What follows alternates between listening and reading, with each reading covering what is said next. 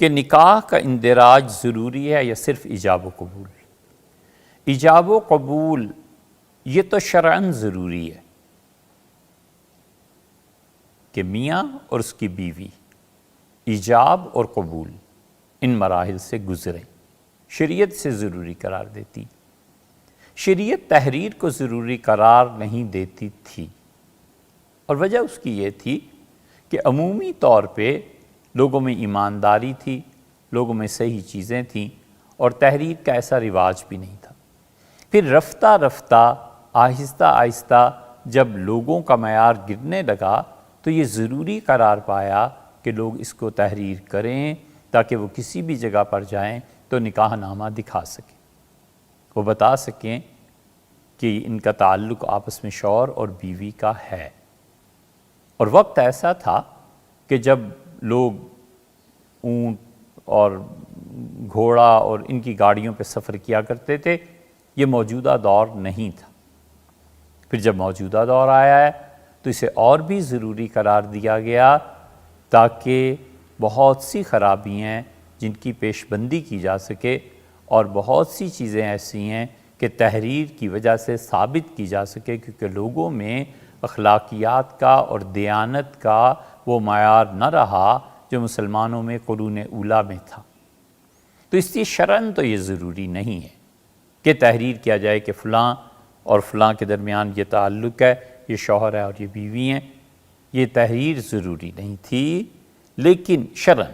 لیکن اب ہمارے زمانے میں اس کا ہونا ضروری ہے، وگرنہ بہت فساد پھیل جائے گا، وراثت کے مسائل الجھ جائیں گے۔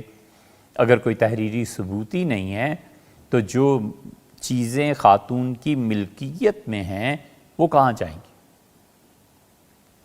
آپ اس شرعی مسئلے پہ غور کیجیے کہ کوئی تحریر نکاح کی ہے ہی نہیں، اور ایک آدمی دنیا کے کسی حصے سے اٹھ کے دوسرے حصے میں آتا ہے، مثلاً کراچی سے سیٹھ صاحب تشریف لائے اور اسلام آباد آ کے انہوں نے کسی کا انتخاب کیا اور چند دن راتیں بسر کیں، اور جاتے ہوئے ارشاد فرمایا کہ یہ جو کوٹھی ہے یہ رکھو اپنے پاس، یہ لو چابیاں، یہ تمہاری ہے، میں نے کسی کے نام نہیں کی، یہ نیا گھر بنا ہے اور اس گناہ سے افتتاح تم سے ہی ہوا ہے، لہٰذا یہ تم رکھو۔ اور جب کراچی پہنچے تو سال 2 سال میں انتقال کر گئے، وراثت کی تقسیم آئی۔ اب یہ جو مکان ہے اسلام آباد کا جسے وہ ہبہ کر کے گئے تھے، یہ کس کا ہے؟ بچوں کو اگر پتہ چل گیا یا نہ بھی پتہ چلا تو یہ مکان اس عورت کا نہیں ہے، اس لیے کہ ان کی بیوی ہی نہیں ہے۔ یہ اس فحاشی کی وجہ سے ترنگ اور خوشی میں آ کے سیٹھ صاحب نے اسے بخشا ہے۔ بچوں کو پتہ چلے نہ چلے، عورت کے لیے یہ مکان حرام ہے، جائز ہی نہیں ہے۔ اسے چاہیے کہ اس مکان کو چھوڑے اور وارثوں کی طرف اسے لوٹائے، اور اگر بچوں کو پتہ چل گیا تو پھر تو قضاء میں بھی جائز نہیں ہے۔ پہلے تو اللہ تعالیٰ کا معاملہ تھا، یہاں تو قضاء میں بھی جائز نہیں ہے۔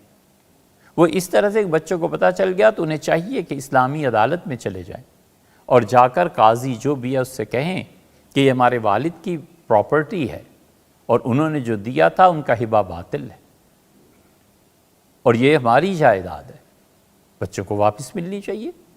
5-7 کروڑ جتنے بھی ہیں جو اصل بیوی اور بچے ہیں ان میں تقسیم ہوگی۔ اب اس کے پاس کیا ثبوت ہے؟ کچھ بھی نہیں۔ اور اگر یہ بیوی ہوتی، ثبوت ہوتا، نکاح نامہ ہوتا تو یہ بتا سکتی تھی اس موقع پہ کہ یہ آپ کے والد کے فلاں تاریخ کے فلاں جگہ کے دستخط ہیں، لہٰذا یہ چیز میری ہے۔ تو اس ایک مسئلے پہ بھی آپ اگر غور کریں گے تو پھر تحریر کا ہونا نکاح کا ضروری قرار پائے گا۔ شریعت اسے ضروری قرار نہیں دیتی، لیکن انتظامی امور کے تحت ہمارے زمانے میں یہ ضرورت کے درجے میں آ گئی۔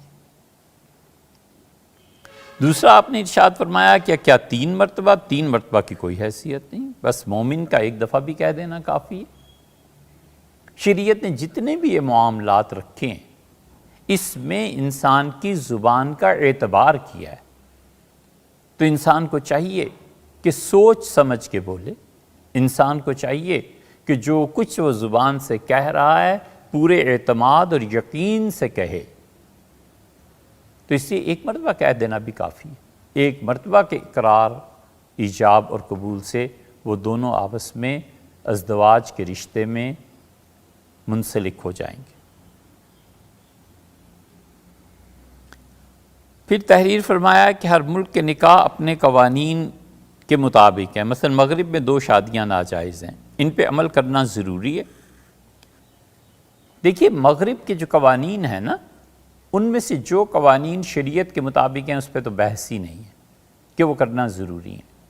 اب مغرب کے قوانین کے مطابق 2 شادیاں اگرچہ جائز نہیں ہیں لیکن آدمی کی ضرورت ہے تو 2 شادیاں وہ کر سکتا ہے، کر لے.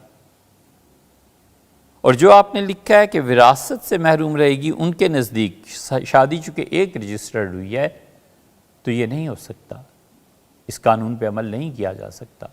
اسے چاہیے کہ اپنی زندگی میں ہی ہبہ کا راستہ اختیار کرے اور جو وراثت میں دونوں بیویوں کا حصہ بنتا ہے ان کو اپنی زندگی میں ہی تقسیم کر دے تاکہ بیوی وراثت کے حق سے محروم نہ رہے.